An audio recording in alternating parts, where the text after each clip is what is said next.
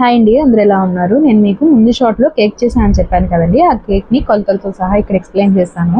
నేను ఇక్కడ ఒక మిక్సీ జార్ తీసుకొని అందులో ఒక కప్పు పెరుగు, ఒక కప్పు చక్కెర, ఇంకో కప్పు దాకా నూనెను వేసుకుంటున్నానండి. నేను ఇక్కడ సన్ఫ్లవర్ ఆయిల్ వాడుతున్నాను. పల్లి ఆయిల్ అయితే పల్లీలు స్మెల్ వచ్చేస్తుంది, అందుకని ఫ్లేవర్ లేకుండా ఆయిల్ తీసుకుంటున్నాను. అందులో కొంచెం సోడా ఉప్పు వేసి మిక్సీ పట్టేస్తే స్మూత్గా వచ్చేస్తుంది.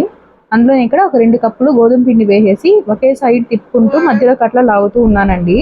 ఒకే సైడ్ తిప్పుకుంటే మనకి బబుల్స్ వచ్చి కేక్ బాగా స్మూత్గా వస్తుంది.